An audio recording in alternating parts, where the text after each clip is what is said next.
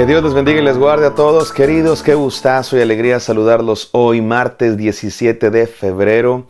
Estamos en la serie Caminar sobre las aguas. Hoy es el día 48 y se titula Defendiendo la verdad. Continuamos estudiando la vida del apóstol Pedro en lo que hemos llamado la segunda temporada de la vida de Pedro. La primera temporada lo vimos caminar con Jesús, lo vimos caminar sobre las aguas. Y uno podría pensar, es lo más extraordinario que pasó en la vida del apóstol Pedro. Caminó sobre las aguas. Déjame decirte, no fue lo más extraordinario. Lo más extraordinario en la vida del apóstol Pedro no fue haber caminado sobre las aguas, sino haber caminado hombro a hombro con Jesús. Le tocó esta maravillosa experiencia de caminar con Jesús, ser uno de los discípulos de Jesús, y no solo uno de los discípulos de Jesús, sino uno de los tres más cercanos y el líder de este grupo. Y bueno, lo vimos caer, lo vimos negar a Jesús, ser restaurado, y ahora lo estamos viendo en esta segunda temporada como uno de los líderes de la iglesia, que le tocó abrir las puertas del reino, predicar el evangelio lleno del Espíritu Santo, resolver conflictos dentro de la iglesia, ser perseguido y recibir el milagro de Dios de ser liberado. Y bueno, una vida completamente extraordinaria. Y hace un par de días también lo vimos equivocarse. Decíamos, los apóstoles también fallan. Porque sí, era un hombre extraordinario, con una misión extraordinaria, pero un hombre al fin, un ser humano al fin, con fallas. Y vimos que el apóstol Pablo lo exhortó. Todos necesitamos un Pablo en nuestra vida que nos señale nuestro error. Y necesitamos ser humildes para reconocer nuestros errores. Necesitamos ser lo suficientemente honestos para decirle a alguien, regáñame, exhórtame si me equivoco. Y cuando lo hagan, tener la humildad de aceptar. Porque somos muy dados a, no es cierto, yo no me he equivocado, lo que pasa es que el gobierno y lo que sea. Sí es cierto, me equivoqué. Eso es lo que debemos decir. Y Pablo lo exhorta, y ¿se acuerdan cuál era el asunto? Era un asunto que, bueno, es complicado de explicar, pero en términos sencillos lo hemos dicho aquí. Había un grupo de judaizantes, se les llama, personajes que creían en Cristo, pero pensaban que para hacerse cristiano primero tenían que hacerse judíos, circuncidarse y respetar todas las leyes judías. Y entonces podían recibir la salvación en Cristo. Y Dios le enseñó a Pedro y a Pablo que no era así. Y hubo un cambio de mentalidad. Seguramente no fue fácil, porque dejar tradiciones aprendidas que nos han enseñado gente que queremos y tradiciones que queremos por tantos años, es difícil desprenderse de esas cosas. Y el apóstol Pedro lo logró, pero tuvo un momento de debilidad. Cuando estaban en Antioquía, y este es el lugar clave, estaban en Antioquía, una ciudad que creció mucho la iglesia cristiana en esta ciudad, y especialmente hacia los gentiles. Fue ahí donde por primera vez en la historia de la iglesia cristiana comenzó a haber un grupo más amplio de gentiles. ¿Qué son los gentiles? Los que no son judíos. Y el apóstol Pablo y Bernabé eran de esta iglesia y predicaban el evangelio a los gentiles. Y ahí estaba Pedro y se juntaba con los gentiles sin problema. Pero cuando llegaron un grupo de judaizantes que venían de Jerusalén, al apóstol Pedro le pudo más el qué dirán, y se dejó de juntar con los gentiles, y también Bernabé, y Pablo lo exhortó. Bueno, ya hablamos de esto. Ahora vamos a ver un poco la reivindicación de Pedro. Pedro se equivocó, fue exhortado por Pablo, y parece que funcionó la exhortación, porque vamos a ver el día de hoy que ahora el apóstol Pedro va a defender la salvación de los gentiles por gracia, no por obras. Resulta que este asunto no fue un asunto menor, no fue un conflicto menor.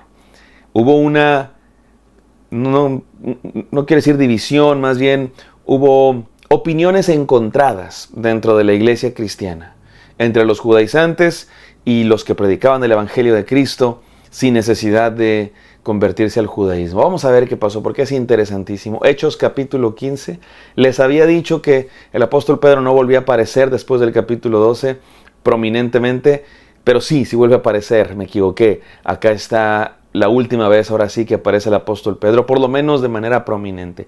Ya, si me volví a equivocar, pues luego les pido perdón. Vamos a Hechos 15, del 1 al 24, no sin antes orar. Gracias, Padre Santo, por este devocional. Háblanos, te lo pedimos el día de hoy, en el nombre de nuestro Señor Jesucristo. Amén. Amén. Vamos a Hechos 15, del 1 al 24, dice así la palabra de Dios.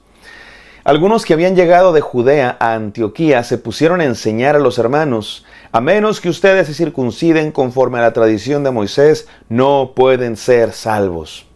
Esto provocó un altercado y un serio debate de Pablo y Bernabé con ellos.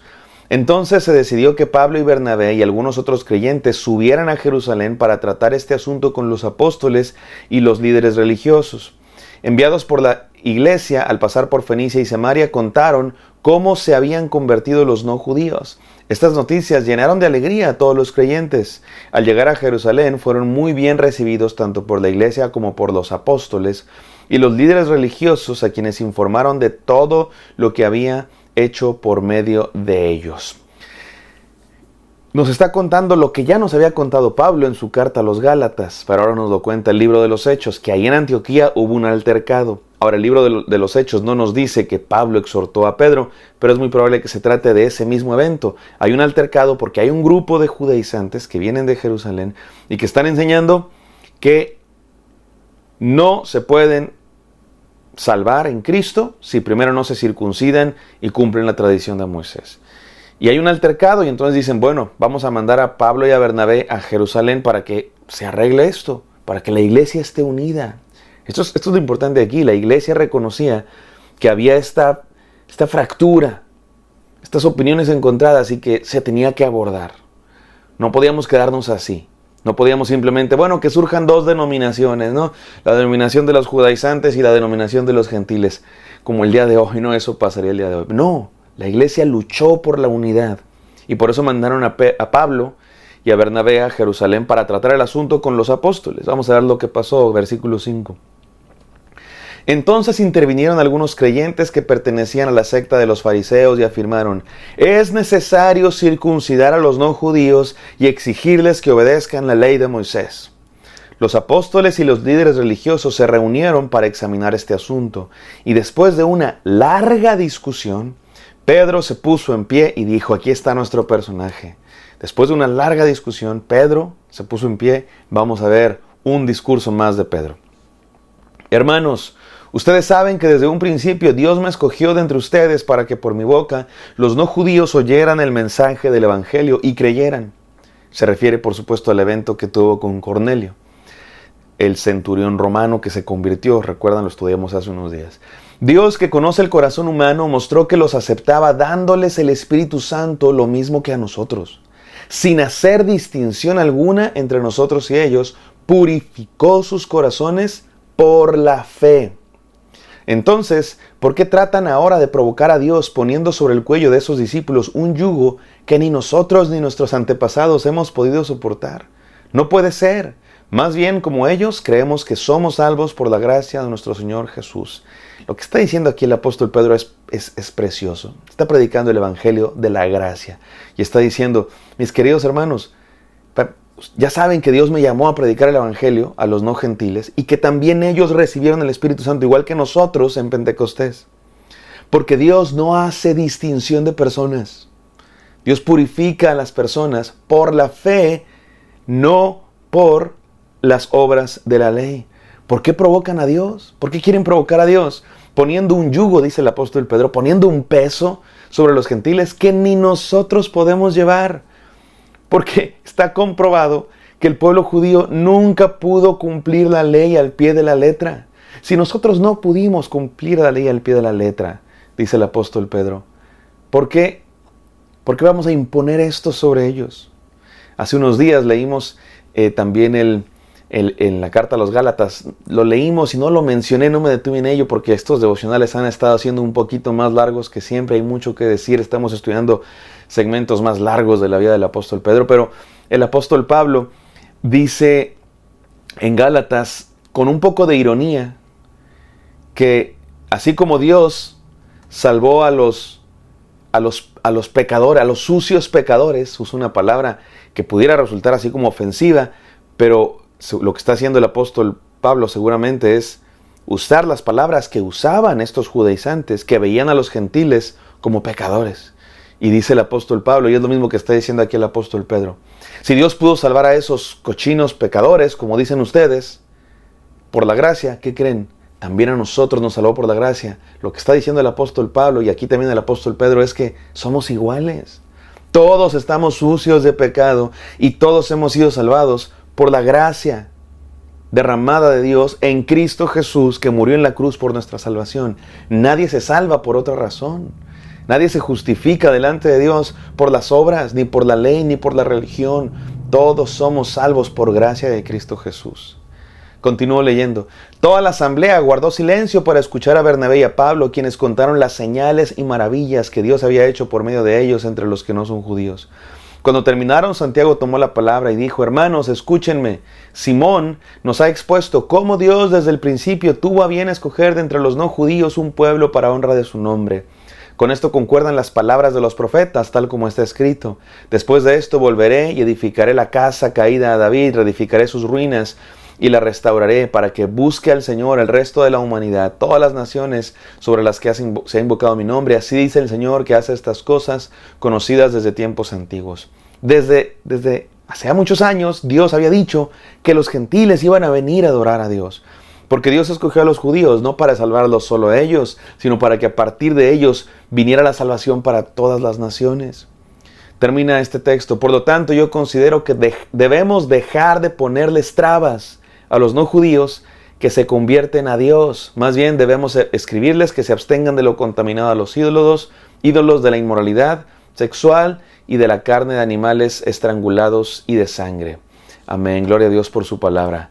¿Qué nos enseña esto, mi amado hermano? Nos enseña que vale la pena defender la verdad, vale la pena luchar. Y déjame decir 3 cosas por las que vale la pena luchar. Número 1, vale la pena luchar por la sana doctrina. Lo que está haciendo aquí el apóstol Pedro, el apóstol Pablo, Bernabé y Santiago es luchar por la sana doctrina. La iglesia, dice la Biblia, que es baluarte y columna de la verdad. Así es que fuimos llamados a defender la verdad, a no callarnos. A veces nos callamos porque, que cada quien crea lo que quiera, no pasa nada, lo importante es el amor. Y sí, el amor es importante, pero la verdad también es importante. Y no están peleadas la una con la otra, se puede defender la verdad en amor. Número 2, vale la pena luchar por la unidad de la iglesia. Están luchando por la unidad de la iglesia. A veces que decimos cuando estamos en desacuerdo, bueno, vamos a estar en acuerdo de que estamos en desacuerdo. Y bueno, a veces así pasa, pero me parece que hay veces que más bien es flojera de platicar, de ponernos de acuerdo. O el orgullo, porque hay veces que no sabemos intercambiar puntos de vista. Lo que hacemos es pelear, porque queremos demostrar que tengo la razón y ridiculizamos al otro. Y no, escuchemos, comprendamos, luchemos por la unidad de la iglesia. Vale la pena luchar por la sana doctrina, vale la pena luchar por la unidad de la iglesia. Y número 3, vale la pena luchar por el verdadero evangelio. Es lo que está haciendo aquí Pedro y Pablo y Santiago. Me gusta mucho cómo lo dijo Santiago. No pongamos trabas. Hay gente que se quiere convertir y no puedes, no. Primero tienes que hacer esto y esto y esto y esto. Sigue habiendo esa clase de gente el día de hoy. Hay gente que llega a los pies de Cristo, se convierte, se quiere bautizar. No, espérate, no es tan fácil. Vamos a ver si es cierto. Tienes que tomar un curso de no sé cuántos días y tienes que demostrar y tienes que hacer estos rituales y es muy difícil ser cristiano. No, hermano, Jesucristo dijo: vengan a mí los que estén trabajados y cargados y yo los haré descansar, porque el que a mí viene yo no echo fuera, dijo Jesucristo. No pongamos trabas a los que se quieren convertir a Cristo Jesús. Luchemos por el verdadero evangelio de la gracia. Vale la pena luchar por la sana doctrina, vale la pena luchar por la unidad de la iglesia y vale la pena luchar por el verdadero evangelio. Vamos a orar. Gracias, Padre Santo, por este devocional, porque nos hablas día con día, Señor. Queremos ser como Pedro, que luchó por la unidad, por la sana doctrina y por el verdadero evangelio, sin poner trabas a la gente. En el poderoso y santo nombre de Cristo Jesús oramos. Amén. Amén, queridos. Espero que esto haya sido de bendición para ustedes. Me encantaría encontrarlos el día de mañana. Hasta pronto.